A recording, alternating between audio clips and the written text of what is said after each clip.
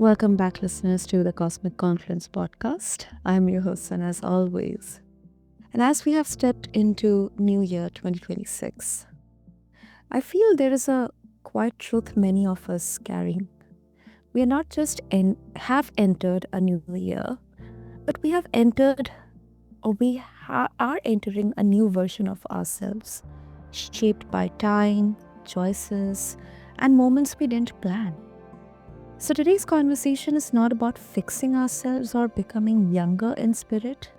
It is about what happens when we stop resisting time and start listening to what it has been quietly or maybe not so teaching us. So as the calendar resets, there's definitely quite a question we rarely ask. What if aging is not something to overcome or to tackle, but something to understand? Isn't it a beautiful question, listeners? Aging comes with loss, wisdom, fear, confidence, regret, clarity, often all at once. And for many of us, especially women and leaders, aging also brings pressure to stay relevant, to stay visible, to stay strong. And today's guest helps people navigate that inner tension with honesty and practicality. Toni LaMotta brings a rare perspective. 16 years in religious life, over 2 decades trained in evidence based methodologies, and a deep focus on helping people shift from external validation to internal navigation. So, her work centers on inner guidance, somatic clarity, and understanding our past patterns not as failures, listeners, but as a curriculum. So, this makes today's topic especially fitting. So, Tony, welcome to Cosmic Confluence. I'm really honored to have you here with us. Thank you, Sana. It's a pleasure to be with you. This is one of my Um, favorite topics, actually. Absolutely favorite, and personally for me as well. And more than favorite, I believe it's relevant and important because I believe there's definitely a lot of fear, especially when we hear the word aging. We have that fear of losing our relevance, our worth, our identity, physical. I mean, all those factors are still there, but more than the tangible ones, I believe we have those unseen fears within us about aging, and that's why we feel just forget about it and just live in the present moment. That's it. We'll see whatever will happen. So I'm really thankful that you are bringing up this topic for all of our listeners on Cosmic Conference Podcast. Well, it's interesting because I like to talk about aging consciously. And it's about really recognizing that the later stage of life has within it some unique potential for growth. I mean, you said that in your introduction. It's a time to make life as fulfilling as possible. And when you really pursue conscious aging, it's a time to remain aware, awake, and deliberate and to take active responsibility for our destiny. But you're so right. The major thing people have a problem with is they have these fear. And part of it is because society uses the words anti-aging. And Hmm. it's so fascinating to me. Like, why are we anti-aging? Or someone thinks it's a compliment. People tell me all the time I don't look my age. And that's supposed to be a compliment. Why not? I'm happy to be my age, and it's um it's fascinating. But I think that whole anti-aging thing actually brings about more fears. And if you want, we can talk a little bit because one of the things that I have written about in my book and in my course on embracing the aging process is all about the myths that are out there that cause the Mhm. fear. There's so many myths that people have, and no wonder we're afraid. Everybody thinks there's so much decline, and it's not necessary. Yeah. I mean, definitely, we are beginning this conversation on a positive note, Tony, and we will definitely explore. We would love to hear those myths, but before that, you mentioned, specifically that people notice that as they age, the external feedback changes, like, compliments slow down, as you mentioned, that I look older, white hair or sagging skin. Now, we have all those stuff, all the beauty treatments and cosmetics industry focusing on, how younger you can look. I mean, there's a whole industry out there, monetizing on this and anti-aging stuff.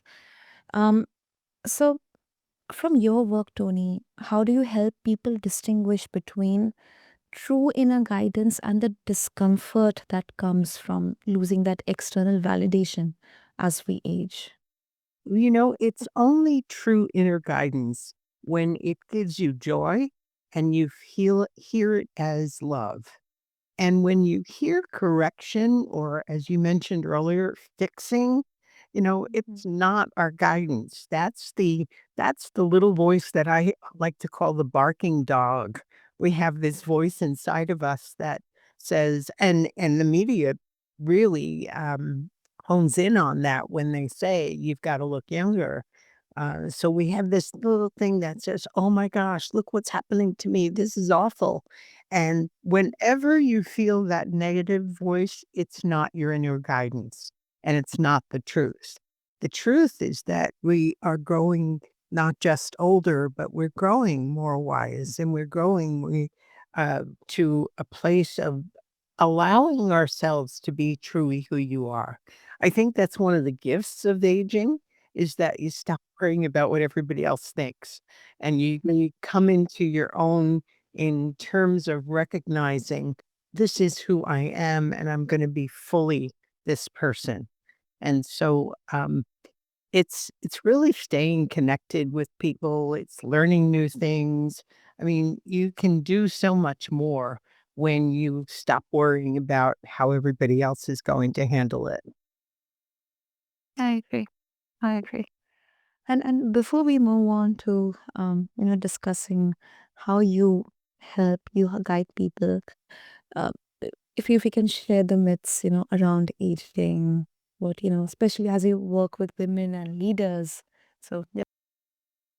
One of the main myths, I have like 21 different myths, but the number one is that your brain is going to deteriorate over time.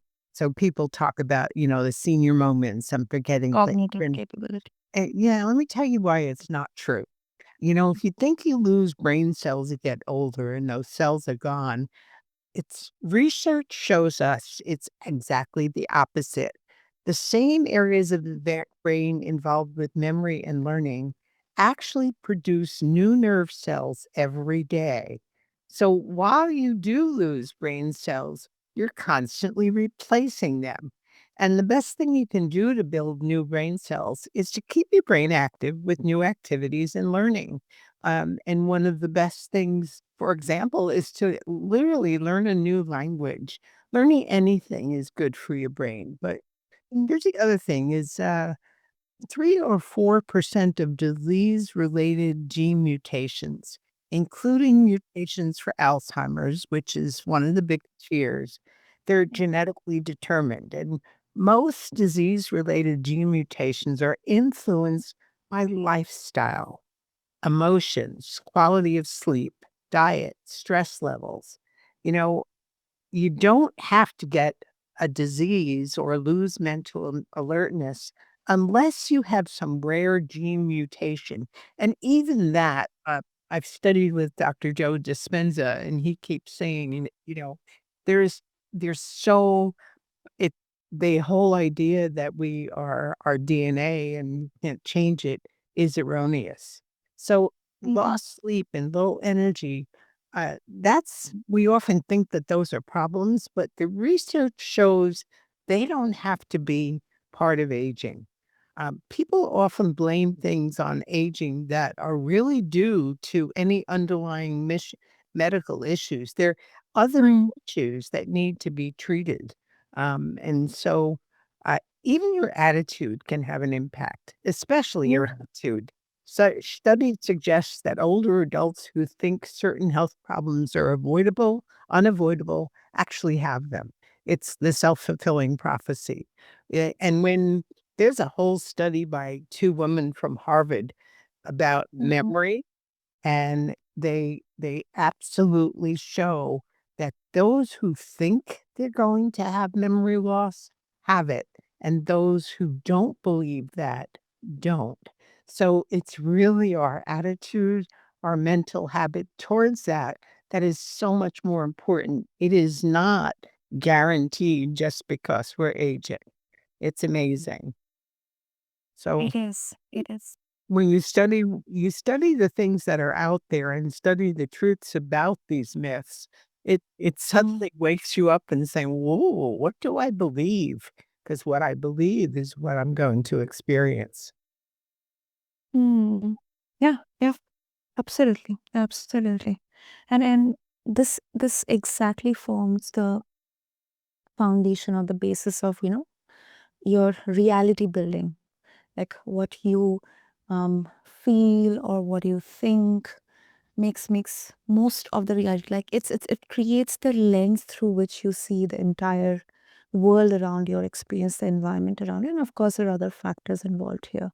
One thing that you mentioned to me, which is really really, it can be surprising for many of our listeners, is that you know the the thought about around aging, especially for women. We keep on saying, or people keep on telling that women lose calcium or bone density as they age, and yes, yes, it is true, but it's kind of considered even in the medical systems or the healthcare industry as it is due to aging. That is why it's all happening. So you cannot do anything. There are no there are no solutions. You just have to kind of embrace it and move on and kind of live life entirely on pills and medicines and assistance.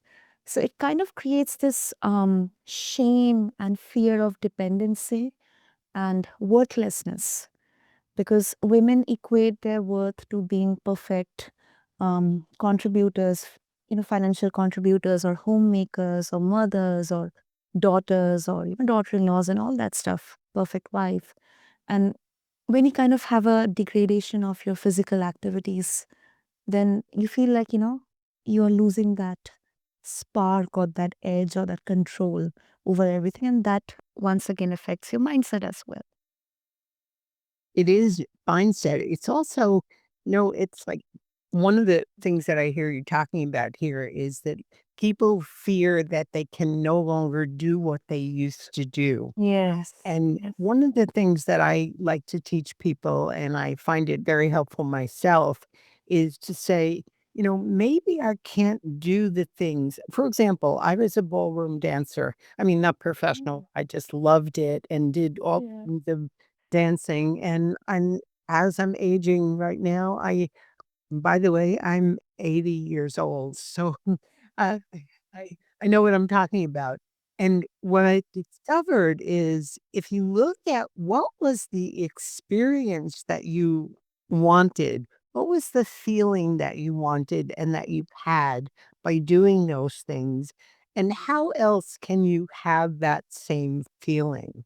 That's been a wonderful exercise in all of my classes that we do. And people uh, finally realize it's not the thing itself. If you can't ski anymore, it's not Mm. skiing that's important. It's the feeling you got from skiing.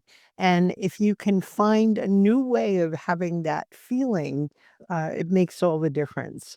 And the contributions that we make as we grow older and wiser is so much more important than the physical things we could do once when we were younger. So it's a matter of perspective. And it's really, to me, what I call the spirituality of aging. Every single thing is teaching us how to grow. The process of aging itself can be a source of spiritual growth if we allow it. And the lessons that we learn when we're aware. The challenge is most people don't do it consciously. That's why I speak about conscious aging, because if you just let it happen, you get frightened. But if you do it consciously, you can actually look at Like, what is the lesson? What is the gift that I'm learning here? And it's amazing how many gifts we get. So, yeah, I can share one of them. I'm just thinking of one lesson that has been so profound in my life. Many years ago, I had a hip replacement, and many older people are having hip replacements. But what Yeah. happened was the very next day when I got up out of bed, I broke my femur, and the femur is the largest bone in the body. Yeah. It was a horrendous time of healing. I was in a rehab for the longest time, but without going through that, at the end of it, I started asking, what's the lesson here? And I don't hear voices normally, but I heard a voice that said to me, "There is nowhere to go and there is nothing to do." And I laughed because I remember thinking to myself, well, yeah, I can't do very much. I'm lying flat in my back here and I can't move. But it was like, no, no, no. That's a much more important lesson. And now I have to tell you, Sana, I wake up almost every day with those words on my mind. There's nowhere to go. There's nothing to do. It's not like we have to do this. Why aren't I doing that? It takes away all of those have tos and shoulds. And to me, that's one of the greatest gifts that I have received through really learning the lessons of aging has taught me that to stop rushing around trying to accomplish. There is nowhere to go. There is nothing to do. Just profound lesson. I just invite everybody listening to apply that in your life and see where it takes you. Yeah. That's a beautiful one, Tony. And I think this um signifies the beauty of surrendering. There's definitely a beauty, there's definitely a significance in surrendering. Sometimes it's not always about control. It's never about control. We think control is an illusion. We think we're in control and, life does what it's going to do. Uh, and and the problem, I think the biggest spiritual lesson that I have learned and I read in every book is being with what is, accepting what is. When we're fighting what is when we have the biggest challenges. When we can accept life exactly as it's coming to us, we stop wishing things were different. We stop all Mhm. the expectations of others, all the things that cause suffering and pain in our life. We let go when we can just be with what is. And whether that is something that you might label as pain or suffering, or if it's joy, just being with it and being present is probably the biggest lesson we need to learn. And it is to me, it's what it means to be spiritually awake, is to allow ourselves to let life be. It doesn't mean we don't take action, but we take Yeah. conscious action. We don't just we don't react, we respond. The big difference. Conscious action. Absolutely. I think this is one of the highlighted takeaway from this conversation for our listeners, Tony. And let's move to the six pillar system that you teach, which helps people move from external validation to internal navigation. So if you can shed some light, on that, share with our listeners. I think the biggest thing that I'd have to say about that is that we can start looking at life as a gift instead of as why is this happening? And so we begin to notice that everything is a gift. One of my favorite lines is that life does not happen to us; it happens for us. And so, when you're looking at that, you begin to go within and saying, "What is the gift here? What am I learning?" So, for example, in my books and courses on conscious aging, I'm constantly looking at how can I see this as a gift. Uh, for example, I know someone who had macular degeneration, and what she said to me is, "When my eyes can't see, I actually go in within a lot more and I can see from the inside out." So it's like looking at what the gift is probably the greatest lesson of learning to go within and learning to live consciously. Hmm. Mm. I think it's very important to name this because not only aging brings wisdom, but it also brings accountability, as you have beautifully explained it here. Conscious actions, and if someone and you often say, Tony, that past patterns, they're not mistakes, they're curriculum. I really find it. I agree with this. Something that I've realized gradually over the years I've spent. And it is empowering. But then for many people, Tony, aging brings very real regret. I've seen this as well.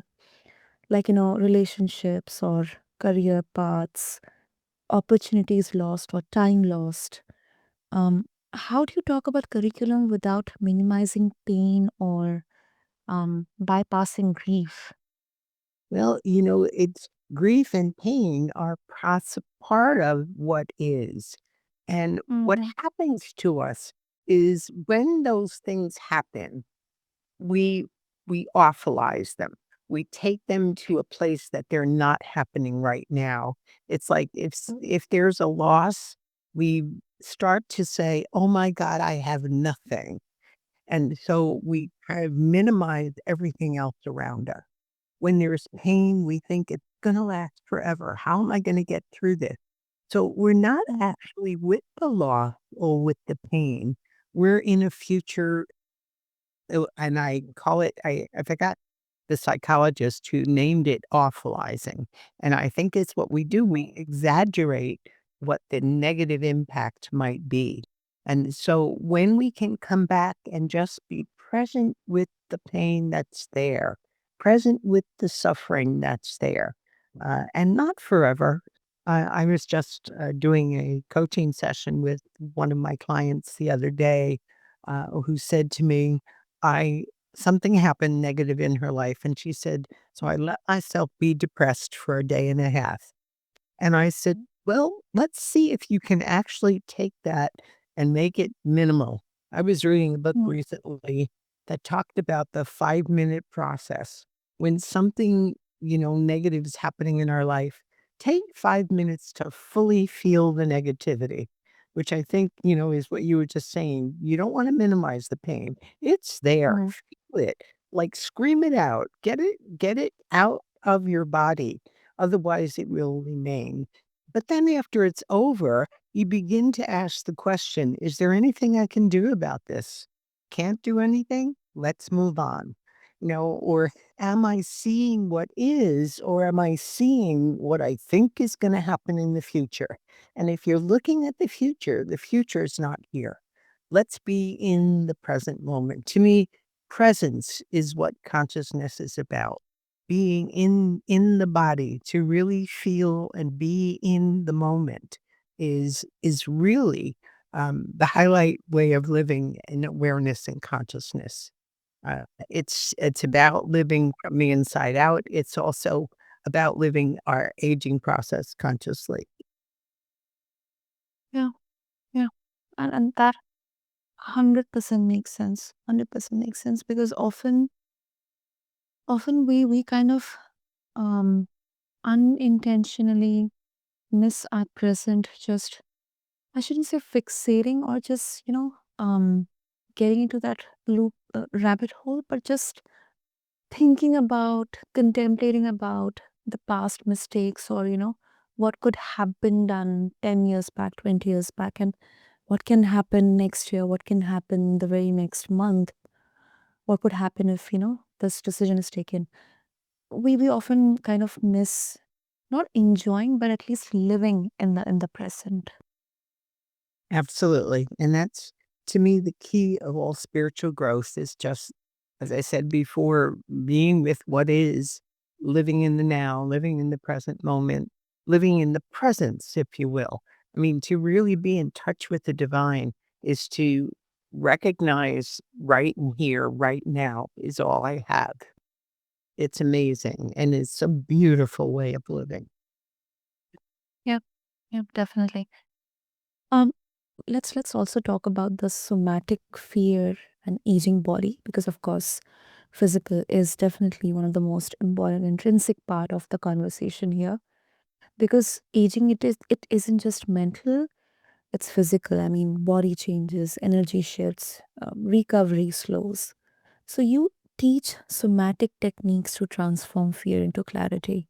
So how does fear show up differently in the aging body compared to younger, earlier stages of life? I actually don't see it showing up differently. I think that Oh. everybody experiences the challenges. We experience fear like stomach pains or headaches. And what Mm. most people do is run and take an aspirin, try to get rid of the symptoms rather than just being present to them. One of the things that may sound strange is I invite people to welcome fear when it shows up and say, and maybe even have a dialogue with it, whether out loud or in writing. Welcome fear. You're here for a reason. What is it you're trying to show me? What can I learn? How is this here? Because, and you know what? Fear runs away from that. It's so amazing.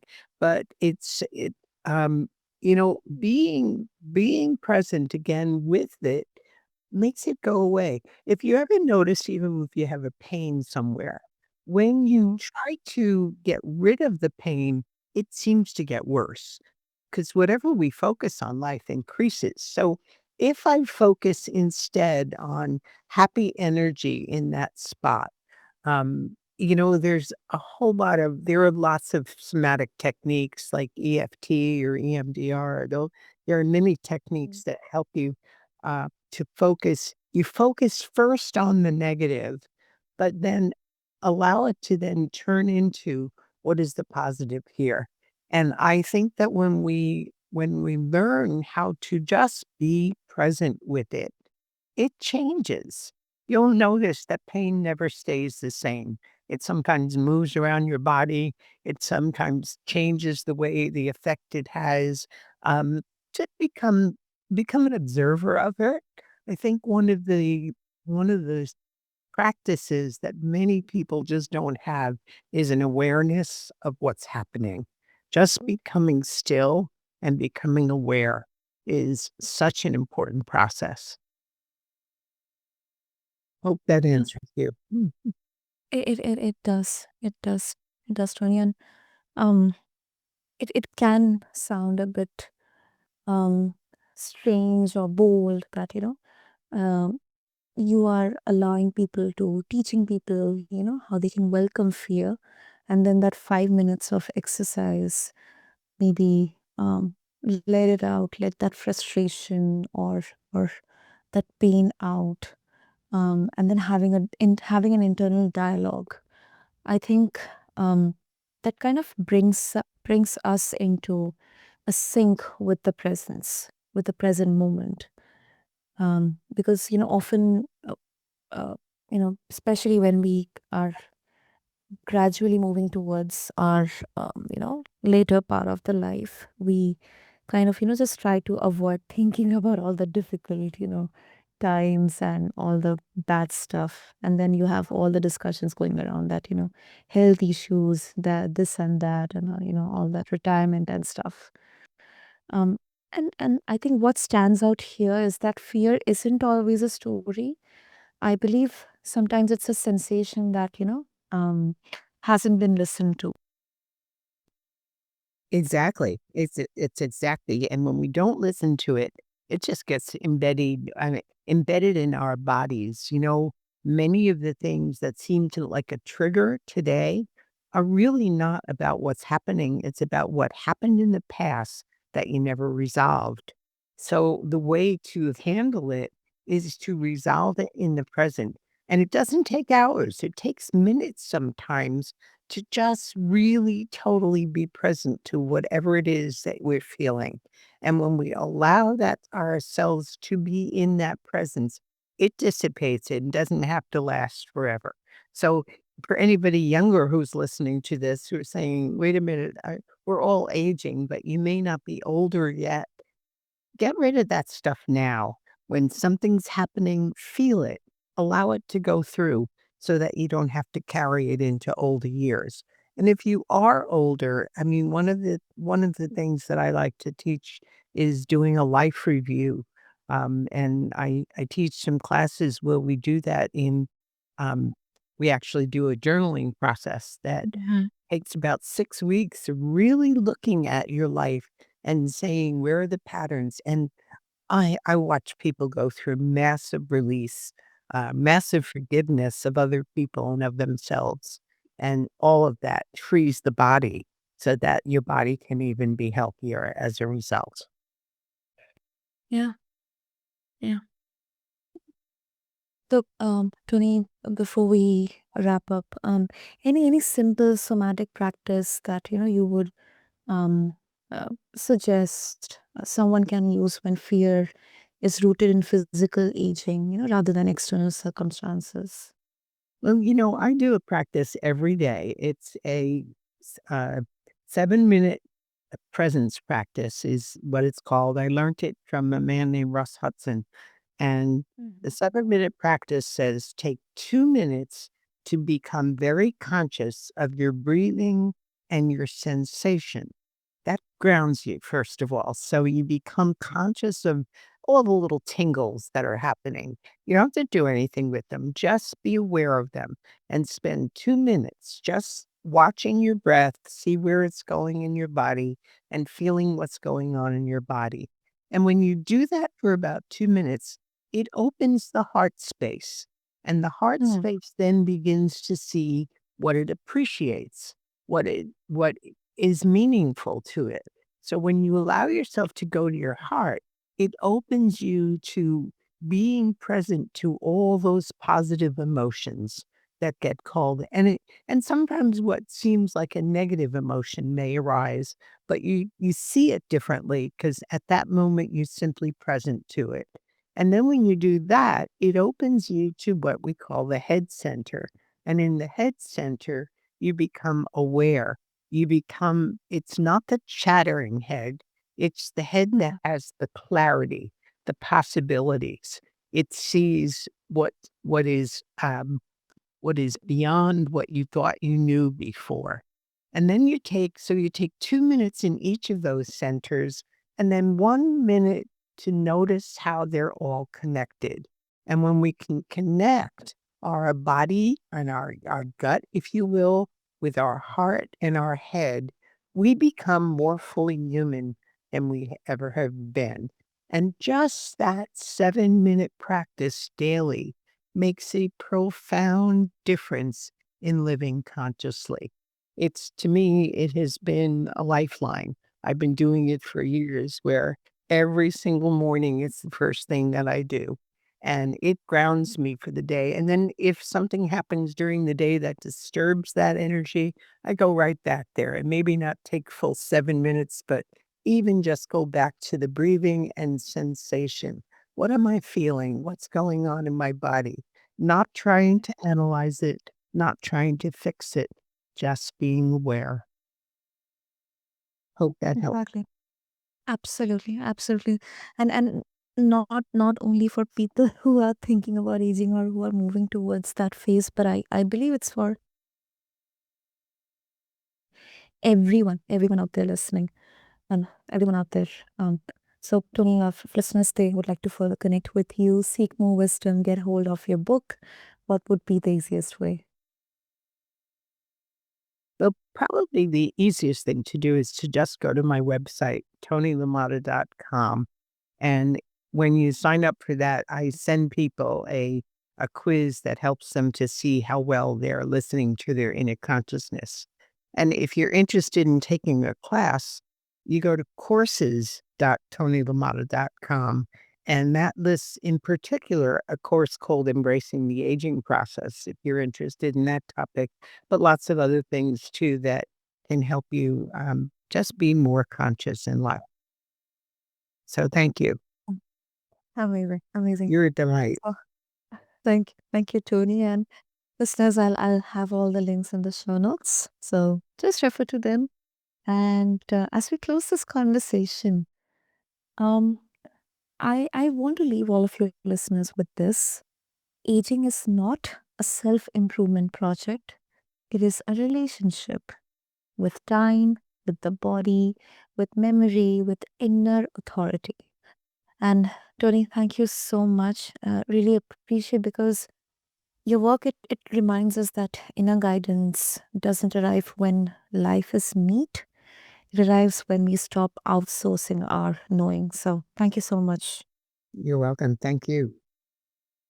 So to all the listeners out there, you don't need to feel inspired by aging. You don't need to celebrate it. You only need to stay honest with it. And that honesty is where clarity begins. Until next time, this has been Cosmic Confluence, and I'm Sana, and I'll meet you again in the next episode. Thank you.